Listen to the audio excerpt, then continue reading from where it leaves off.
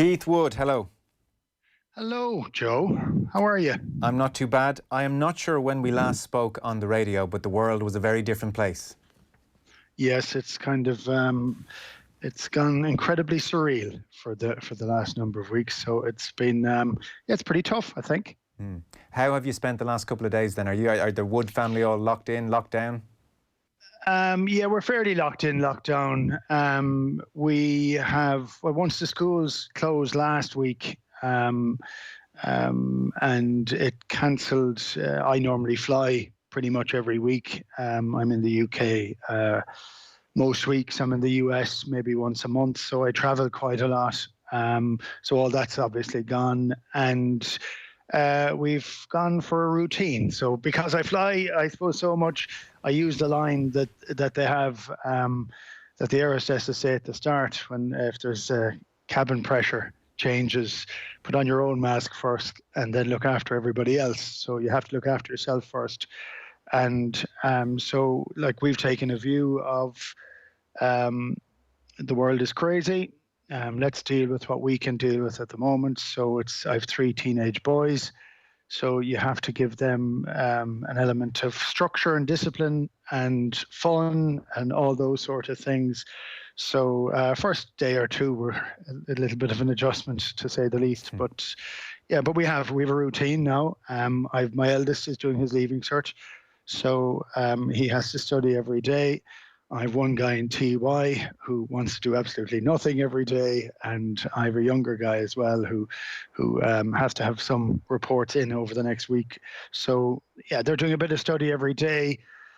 I'm hoping the house and gardens will never look better because they're working on it every day. They're learning new skills they never thought they'd have to learn, and I never thought I'd have to show them because I'm pretty crap at all that stuff. But and we're exercising, so we've got a gym here, and we're every morning as a family.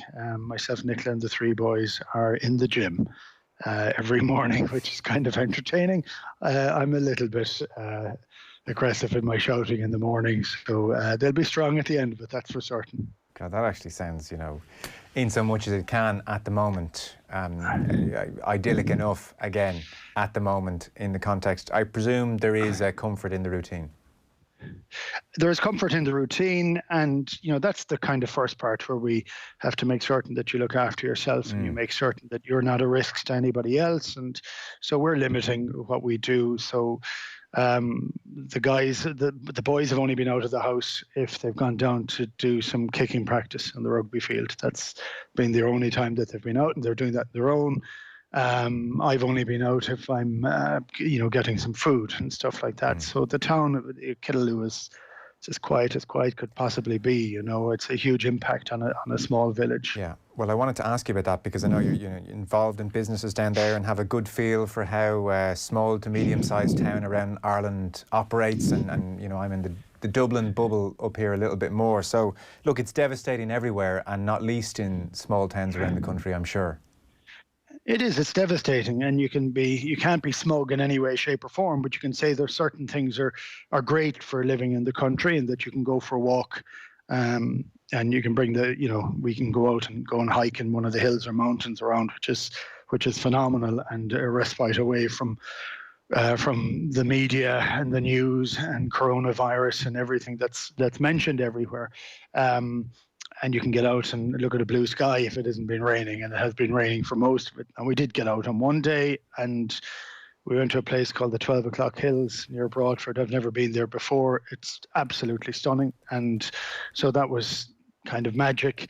And then you come back into the town and you see every pub closed. The Lakeside Hotel is closed. All the cafes are closed. There isn't a huge amount on. Rightfully so, and but that most of these businesses have never fully recovered from the recession. They're pretty much living by cash flow. A delay or a breakdown of a week or 2 weeks or a month or 3 months or whatever it'll be has huge impact. And it's great to hear some of the comments that came out from the government today in terms of mortgage suspension for a number of months for people who are affected by it, and a whole variety of things like that. That and more will be needed for rural Ireland. We have a couple of shopping of big shops here, and they'll survive, and in fact they'll be very busy because people need food, obviously. But for everybody else, they're just going to be under huge pressure. So we've a tough time ahead, and it's I think again it's trying to do whatever you can do yourself, and try and stay safe, be safe. And I have to say, if at all possible, ring people that you don't know whether they're under pressure or not. You'll never know until you have a conversation with them. So I spend part of every day just ringing the phone, just picking up the phone and ringing different people that either haven't spoken in a while or I know would be under a bit of pressure or whatever. Just to have a chat, a general conversation is no harm. I was chatting with someone else earlier, and we were kind of saying in World War I, they probably had newspapers pretty much. World War II, an address from Churchill or the King or whoever was addressing them over in the UK at the time. And today, if this is in some respects a wartime environment, the way it feels, we have 24/7 infinite bombardment, and there is definitely a bias in your brain to look for every sign of danger at all times, and there is an addictive quality to all the information coming in. How are you engaging with the news and the flow of news at the moment? Well, I'm not a social media person, so that saves me from looking at everything. So I'm not getting any of the fake news. I have no idea what's going on there. My kids are. My wife is, to a degree. I'm forever giving out to all of them for being on social media too much. But now it's the only ability to be able to keep in contact with their friends. So, when you're trying to stay in your house, you still want to be able to communicate. So the boys are on that, which is fine. But in terms of the news, I'm trying to limit it. I wanted all the information at the start, but Jesus, some of that information is far too real to want to have every moment of every day. So what I try and do, and I've succeeded maybe one day of the last 4 or 5, is that I've read the information in the morning, because I don't want to be thinking about this stuff at nighttime. And so it's to try and get the information in. And I think if anything seriously serious is and important, I'll find it. I know it'll get to me somehow. But I'm trying not to digest it every minute of every day. So, like for myself, I'm trying to do work, which it's difficult. Most of my work is it's not in Killaloe, and I'm away from an awful lot of it, but I can keep in contact. We've had board meetings over Skype and elements of that, and there's a lot of work I can do with it, and there's a lot of prep I can do for afterwards. So it's I'm as busy as I can possibly be, but I don't want to know every single element of it, because there isn't a huge amount I can do with all that information. If it's of benefit to me, fine. But actually, apologies, we seem to have lost Keith. We will take a very short ad break, and we'll begin again, or not begin again. We'll reconvene with Keith, and we'll pick things up. You're listening to Wednesday Night Rugby. It's off the ball here in the evening. We will get Keith Wood up in just 1 second.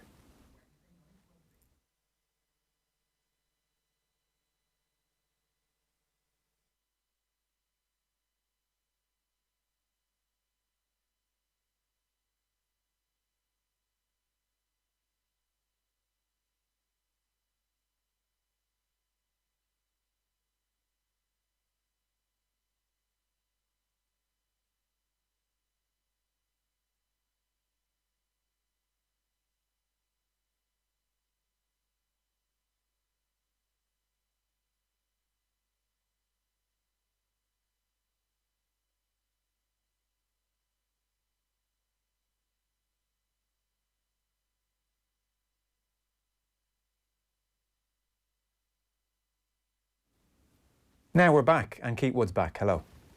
Yes, hiya, Joe. I don't know what happened there. Me neither. I'm about to move on to the sport anyway, although at least several people here have texted in, like John, to say, surely the lad in TY is allowed go on the DOS, which I think is a fair point. You're not winning that argument with him. No, there's very few arguments you can win with him. Actually, he's got a good grasp of logic, which he's well able to put me under pressure over. So he was due to be playing the Junior Cup final, which was due to be on next week. So that obviously won't be on for a while. So he's. Look, my only way to win that argument is to run him into the ground. So he'll be as fit as he ever possibly be, I suppose, at the end of it. But anyway. The implications in all of this for rugby, like in every other sector, are not clear in totality. But let's start with the finances. I want to ask you in a moment about the Premiership clubs, who I would suspect are quite exposed. What about the 4 provinces? Where are we? I think we're all exposed. I think it's funny. There's an argument to discuss in relation to sport that it's an irrelevance and has nothing at all. And I'd often say it's great because it means nothing. And it is great because it means nothing, because everybody has a hard job and they work their week, and this is their release at the weekend, is to watch and shout at the TV or go to a ground or whatever. And I actually think it's becoming more important in the weeks that we can see that we don't have it, because there's no release at the moment. And I think that makes sport important for that reason. You can kind of bypass that often. When I look at Ireland, I think because there's a couple of pluses. So the IRFU is in fairly decent financial shape over most of the other unions around. That's a big plus. The fact that they're in control of all the money that's generated by the game comes in through them mostly, puts them in a strong position. However, they also have to carry 4 teams. So if you look like England, they don't carry any of their teams. The teams are on their own. So what we would consider to be a great strength also means that the IRFU have to carry all of that over the next period of time. So, I mean, that's tough for them. So it's, I still think it probably puts Ireland in a better position. They're more in control of their own destiny, and I think that puts them in a stronger position. It's hard when you can't train.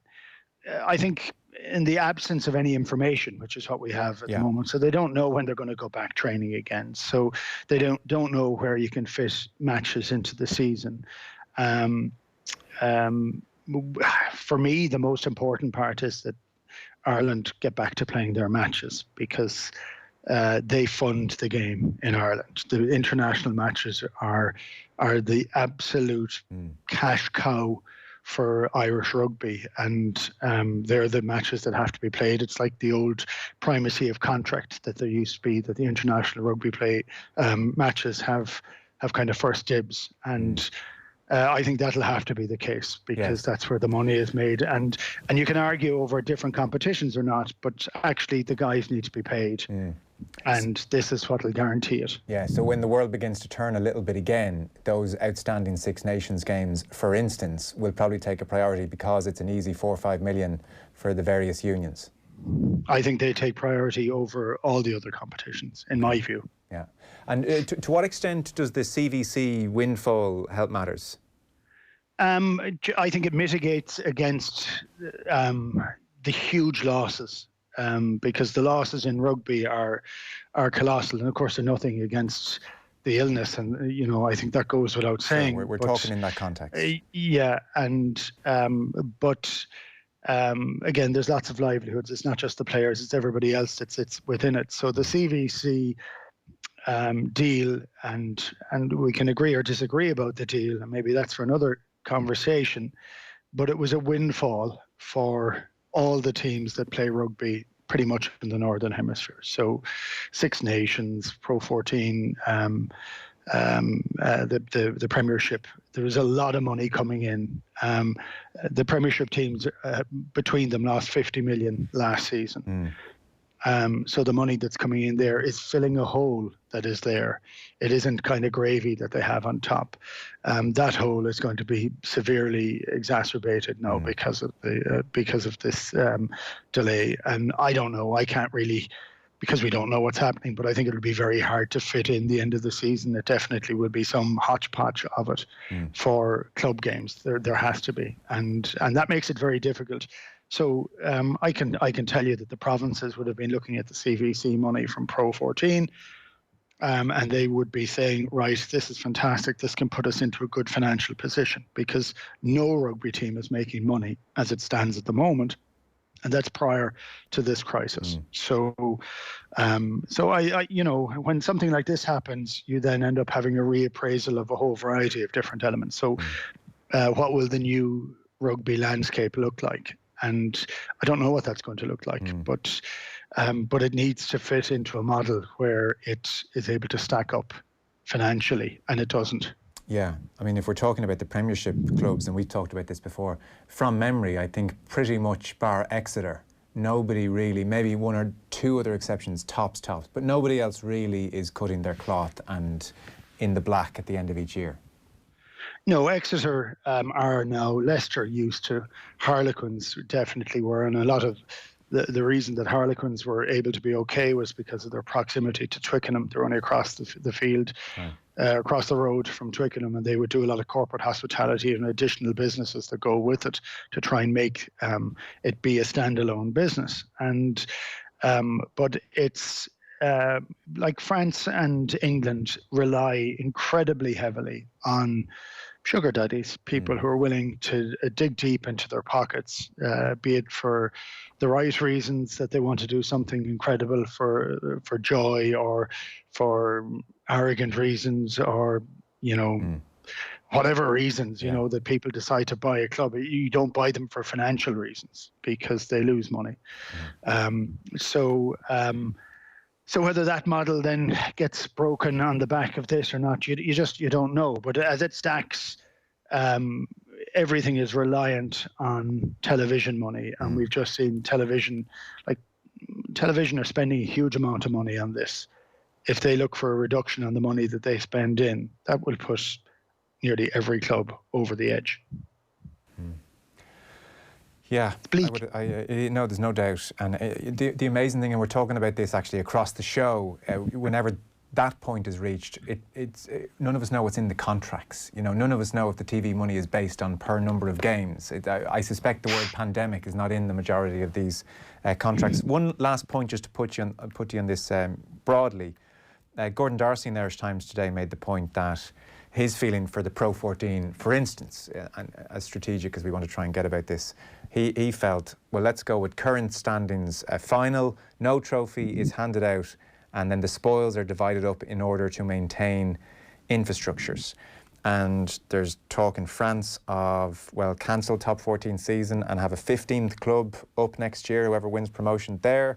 Heineken Champions Cup qualification is obviously a bit of a mess. Pro 14, I mean, there'll be no trophy handed out if you do stop things as they are. Maybe you aspire to play playoffs down the line, or maybe you just go with a flat new season. The problem for you in trying to answer this question is that I'm not giving you a starting point here for when things can get back to normal. So you don't know if you're starting here from July or if it's from November. And that is the tricky thing when we're trying to nail down logistics for how rugby will say goodbye to the season that was. Well, I think if you have a look at this season and say that there may be a potential for having a few matches left in this season prior to the ordinary season end, let's make that as an assumption. Well, then I think you could look at the present placings.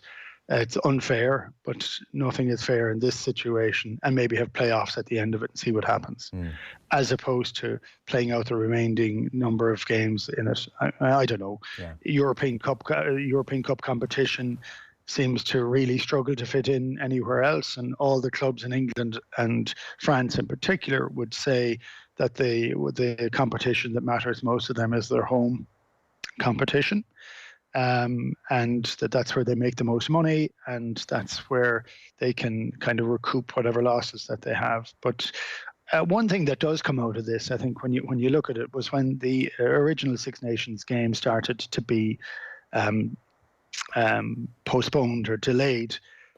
There's no slots for them to fit in. So the season is, let's be honest with it, it's ludicrous anyway. I don't know how many weeks are in the season. Is it 46 or 48 this year? I'm not sure. If you look at American football, it's 16 weeks regular season. 3 times that in pretty much in in rugby, and so I don't know whether that's fully sustainable then, because you need about 3 teams per panel, don't you? Well, you do, and I think it makes it very difficult to fit all of it in. So I didn't really like World Rugby's global season, but there's merit in it if you take off 10 or 14 weeks out of it. I think there's merit if you can have a global season then. But I don't know that it particularly fits the bill that people are travelling all over the world all the time, and for rugby matches for 48 weeks of the year. For me, that doesn't make any sense. And like that idea that you can't have another international window except until October, just shows you how congested the whole season is. Just the last one, we've about 3 minutes here, 2-3 minutes before the clock gets us. We had Ian Madigan on Monday's show. He's back from 3.5 years away. He was at Bordeaux for a year and then obviously Bristol for the last 3 years. So come back to Ulster. I'm sure Billy Burns will have a thing or two to say about that and won't be handing him over his jersey. Obviously Madigan is versatile, though he did say on Monday he's very much a 10 in his own eyes. Maybe he's coming back just to be back anyway, but also I would presume he's looking at Sexton's age and he's looking at Joey Carberry's injury profile, and he wouldn't be crazy to think there might be a glimmer of getting involved in some Irish 23s again. Well, I think so. I think he's in the mix. I think he's learned an awful lot from being away. I wouldn't be saying he only wants to be picked as a 10 if I was him, because he wants to be indispensable one way or the other. I think he's well able to play. I don't know that he for me doesn't jump ahead of Johnny, not by a long stretch. Joey, no, not either. If he could be another playmaker, maybe that's fine. But I'm glad to see him back on Irish shores, because with the age profile and injury profile of our 10s, we need as many 10s as we can get. So I'm glad to see him back. I really am. Mind you, I have to say that, and I don't think Joey Carberry would thank me for this either, I would have Joey back in at 15 in a heartbeat, because I think Johnny plays better with having a full playmaker at 15. And I thought the best rugby that Johnny had played was the last season that Joey Carberry was in Leinster. I thought they actually complemented each other incredibly well.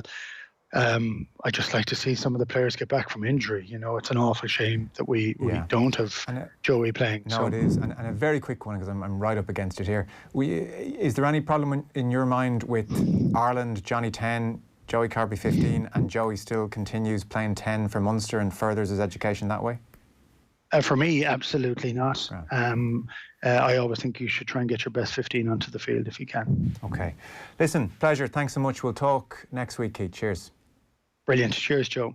Okay, that's Keith Wood. Back in 1 sec.